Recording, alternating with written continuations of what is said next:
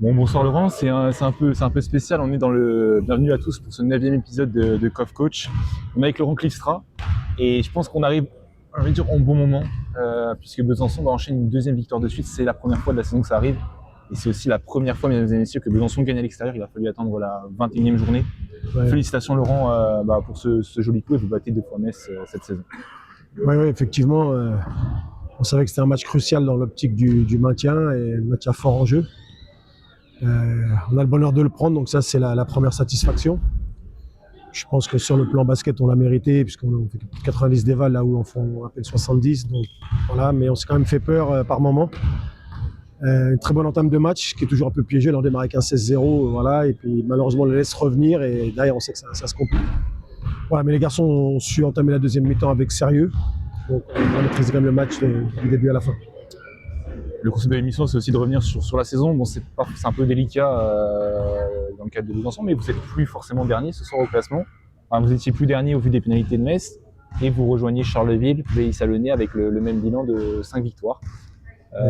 J'ai envie de dire, comment il avance ce groupe? Est-ce que tu peux un peu nous raconter cette saison qui est un peu difficile, mais j'ai l'impression, et la planète basket, les spécialistes ont l'impression que Besançon existe dans cette Ligue nationale 1, à défaut de Poissy, déjà qu'il y a 2 victoires dans le pool. Et vous êtes consistant dans les matchs, vous avez pu amener la saison, elle a vraiment changé, elle a pris une nouvelle tournure depuis quelques semaines. Oui, encore une fois, comme j'ai dit aux garçons, il faut regarder la réalité en face. Avant d'attaquer Fos-sur-Mer, on était à 3 victoires, donc ça c'est un fait et on ne peut pas se cacher derrière, c'est pas satisfaisant du tout. Maintenant, on sait qu'on a accumulé beaucoup de frustration depuis le début de l'année avec des défaites au Havre, à Fos, je ne vais pas tout refaire. Voilà. Plus de 10 matchs à moins de 6 points perdus. Il nous manquait ce petit plus. Et puis, allez, ciao Pierre. Bonne soirée. À bientôt. Yes. Bonsoir. Et puis, on a réussi à rééquilibrer l'équipe avec l'arrivée de Simon Correa, un Messin, et puis Augustinas qui nous fait grand bien. Ça a un petit peu galvanisé tout le monde. Ça a rééquilibré l'équipe, je pense. On a beaucoup plus de force maintenant, beaucoup plus de ressources. Le match de Fos a montré qu'on avait progressé. Mardi, pour préciser. Mardi, battre une écurie comme ça montre quand même qu'on a la capacité à faire des bons matchs. Mais comme je l'ai dit, dans cette Nationale 1, tous les matchs sont durs, on n'a pas de la marge non plus sur personne, donc on continue à avancer, mais dans le bon sens. Voilà. C'est pas forcément évident, sachant que vous avez déjà vécu une saison un peu similaire la saison passée, à se battre pour le maintien, mais vous étiez déjà un peu plus confortable et je crois que vous avez été dans le top 3 de la poule basse, c'est à peu près ça, top 4 en seconde phase. Bon là ça sera un peu différent, vous allez attaquer peut-être avec beaucoup moins de victoires, mais on sent qu'il y a des ressources et Besançon est peut-être armé, même si vous n'avez pas forcément les plus gros budgets de la division. On sent que le club est déjà construit par rapport à d'autres équipes comme le Pays-Salonnais, Val-de-Seine, Metz, qui arrivent. On sent que tout est bâti, tout est sain pour avancer et c'est peut-être ça qui est en train de faire la différence. Ouais, disons, l'an dernier on fait une très belle saison, la meilleure saison historiquement du club puisque on a été chercher 20 victoires et on a démarré la poule basse l'an dernier en première position. Ça, ouais. Et on échoue la poule haute au goal average avec Loun et Lyonceau, donc on avait failli déjà créer l'exploit en première phase. Malheureusement le danger il est souvent là, c'est quand vous sortez des bonnes saisons qu'il faut être vigilant. Peut-être que cette année on a manqué un peu de vigilance ou d'équilibre sur le recrutement premier, mais là on a su corriger le tir, on n'a pas paniqué, on n'est pas sorti d'affaire, on doit continuer à avancer, mais encore une fois ce qu'il faut c'est garder un bon état d'esprit et puis continuer à travailler comme j'ai dit aux gars, et je suis très fier des garçons parce que le groupe est sain, voilà. On commence à montrer des belles choses, beaucoup de matchs à 20 passes décisives ou plus, vraiment dans la bonne direction et c'est ce qui compte encore une fois quand on est en difficulté. Tu as connu plusieurs clubs, je me souviens, j'étais un peu bien plus jeune, c'était à l'époque, c'était quoi, 2021, tu étais à Berck. Oui. Ça, c'était un contexte un peu similaire, un peu différent, mais Besançon, on a l'impression que c'est encore plus familial que Berck. Est-ce que tu te sens comme chez toi, et on peut dire à la maison, désormais à Besançon? Même si ça fait quoi, 2 ans, 3 ans que tu es là? C'est ma deuxième année. C'est ma deuxième année, j'étais formidablement accueilli à Besançon et c'est un très beau club avec une belle structure, comme tu l'as souligné. On a quand même une présidence, un directoire qui a des salariés, qui a mis en place une structure avec des salariés extra-sportifs, donc justement pour faire avancer le club, pas miser tous sur le sportif uniquement, donc ça c'est un bon point. Maintenant à nous de faire le travail sur le terrain pour pouvoir continuer à pérenniser ce club en NMA. Mais non, il y a une place pour le basket à Besançon, avec une équipe dirigeante qui avance bien. L'idée c'est de rester ensemble, comme je l'ai dit, de rester unis. Voilà. À Berck c'était un autre contexte, là aussi avec beaucoup d'affect. Hein. J'aime beaucoup le président, M. Fiolet. On a vécu des saisons magnifiques avec un public qui est très exigeant, une pression qui est supérieure. Mais voilà, chaque projet est différent et j'en garde un bon souvenir avec les deux. On parle de pression supérieure. Ce soir, on a entendu les premiers, pas le froid d'émission. C'est jamais simple. Est-ce qu'on est menacé? Est-ce que tu as été menacé? Est-ce que tu peux un peu nous en parler si c'est le cas? Je trouve ça un peu sévère parce que Alexandre Palfroy les a fait monter de NM1. Comme je l'ai dit et on en a parlé cette année, nous les coachs on est toujours mis en première loge quand ça va mal. Je trouve ça injuste parce qu'encore une fois c'est une responsabilité partagée. Le sport fait que le coach a sa part de responsabilité, mais c'est l'ensemble qui a une responsabilité, les joueurs également, les directions également. Tout mettre sur le dos d'un coach, je trouve ça injuste. Voilà, après, ça fait partie du sport, les gens prennent leurs responsabilités, comme on dit. Hein. Mais en tout cas, nous les coachs, on doit travailler avec nos valeurs en notre âme et conscience. Et puis si on a le bonheur d'avoir des dirigeants qui nous suivent, tant mieux. Moi, je trouve que c'est ce qui fait la différence. À Besançon, c'est le cas. Exactement. Peut-être si Samba, il peut vous filmer, les dirigeants sont encore présents et ils vont partir. Je peux peut-être filmer.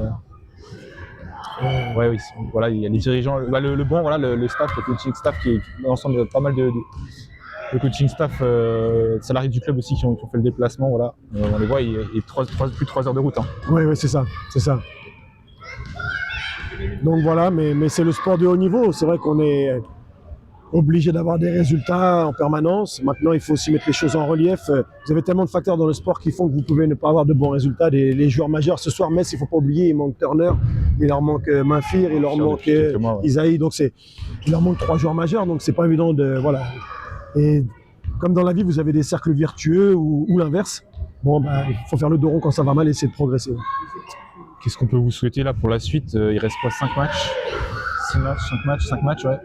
Comme j'ai dit aux garçons, cette NM1 est faite de telle sorte que c'est pas le nombre de matchs qui compte à gagner, c'est les matchs importants. Donc là, on va avoir quelques matchs importants pour arriver en poule basse de la meilleure des manières. Déplacement on reçoit Saint-Vallier, puis après on va à Salon et on reçoit Charleville. Voilà, ça va être des matchs qui vont être cruciaux et qu'il faudra négocier le mieux possible. La suite, avec vous avez recruté Simon Correa. Oui. Il va rester toute la saison. Oui, voilà, maintenant l'effectif. Voilà, il ne bougera plus, tout le monde va rester jusqu'à la fin de saison. Tout à fait, oui.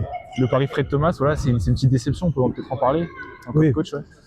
Oui, c'est un super joueur, Fred Thomas, et comme je dis, là encore, il ne faut pas tirer sur le joueur, ou c'est pas le joueur qui est mauvais, c'est comme dans la vie. Il y a des fois des alchimies qui fonctionnent, d'autres moins. On n'a pas réussi à l'intégrer dans notre système, ça ne fait pas de lui un mauvais joueur ou de nous un mauvais staff. C'est juste le fait que ça n'a pas fonctionné, quoi. Il faut l'accepter dans le sport de haut niveau. Quand vous regardez en Betclic ou en Pro B, ils changent 3-4 joueurs par an sans aucun souci, ça fait partie du sport de haut niveau. Moi, j'aime pas ça, sincèrement. Je crois que c'est la 2e ou la 3e fois dans ma carrière que C'était un de vos choix, ouais. Voilà. Mais ça ne fait pas de Fred Thomas un mauvais joueur, bien au contraire. C'est juste que dans notre système, ça ne fonctionnait pas et il fallait rééquilibrer. Mais il y a quand même des belles perspectives sur cette phase retour. J'ai un peu envie de voir cette équipe comme Rennes l'an passé. Est-ce qu'on peut dire ça? Je ne sais pas si vous vous souvenez de Rennes. Oui, je me souviens. Ouais. Est-ce qu'on peut dire que Besançon peut reproduire ce qu'a fait Rennes l'an passé avec un effectif très jeune? Je l'espère, c'est vrai qu'on a beaucoup de jeunes aussi, on lance beaucoup de jeunes sur cette NM1, Yannick, Pavel, Claudia, on a beaucoup de jeunes joueurs dans l'effectif, c'est quelque chose qui est aussi assez positif je trouve et qui est valorisant. Maintenant, on va essayer de faire du Besançon, s'appliquer le plus possible pour, encore une fois, atteindre notre objectif principal, maintenir le Bézac en NM1. Mais ça sera bien plus dur que la saison passée, vous avez quoi? Vous avez 3 victoires qui vont compter, 4? Pour l'instant, on n'en a que 3. Ouais, 3. Voilà, il faut aller en chercher encore quelques-unes. Mais tous les scénarios sont piégeux. L'an dernier, on a démarré la poule basse avec un bilan en tête de liste, un bilan, je crois, 9 victoires, 3 défaites ou un truc comme ça. Et puis on a perdu 3 matchs à la suite. Peut-être un mot, c'est peut-être ça qui peut faire votre force en seconde phase. Vous serez en poule basse. C'est officiel depuis quoi? Depuis 5-6 non, oui. Ouais, 5-6 matchs quasiment. Vous serez en poule basse. Est-ce qu'on peut dire que c'est le public, ça soit à la fois des Montboucons et du Palais des Sports? Vous l'avez démontré face au Havre, guichet fermé, 3500, 3600 personnes, l'affluence de l'année de la poule B. Je pense que ça pourra jouer sur des matchs cruciaux, peut-être des matchs de maintien extrême. Ouais. Et bien sûr, on se bat pour eux parce que on se bat déjà pour nous, par respect pour nous-mêmes, mais aussi pour notre public, pour tous les gens qui nous soutiennent. Encore une fois, c'est partie du jeu. Allez, vous avez 1 minute, vous avez fait un super match. Je vous permets de faire une petite promotion. c'est un peu, c'est une petite nouveauté d'un coach, une petite promotion sur pourquoi il faut venir voir le Bessac pour les Jurassiens, les habitants du Doubs et d'au-delà, donc de Suisse. Pourquoi il faut venir voir le Bessac et remplir cette salle? Bah, parce que le basket à Besançon a connu des joueurs de gloire avec de la Pro A à l'époque, avec des joueurs légendaires. Et j'insiste, hein, le Bessac a une vraie place dans le sport bisontin. On a un magnifique palais des sports. On a montré qu'il peut être rempli et ça c'est super. Et puis encore une fois pour notre groupe, parce qu'on a un groupe qui donne tout à 100%, et encore une fois qui ne triche pas. On sait qu'on n'a pas été à la hauteur en termes de résultats sur ce début de saison, mais en tout cas on ne triche pas et ça se respecte. Et j'espère que les gens sauront nous donner une force en plus. Et Sapouille, il va revenir au prochain match. Voilà, Idrissa, là ce soir, il a eu mal au genou, grosse confusion au dernier match. Voilà, il a bien dressé la barre là, face à Fos-sur-Mer, il a montré qu'il était capable aussi. 19 points en 16 minutes. Hein, voilà, exactement. Ce qui est pas sûr. Voilà, mais ça fait partie. Bah, vous voyez, Idrissa, c'est un peu l'image de l'équipe. On peut avoir un passage à vide, mais ça ne veut pas dire qu'on est mauvais. Et il a montré pour tous ces détracteurs qu'il est encore capable de faire de bonnes choses sur la LMA. Je suis heureux pour lui.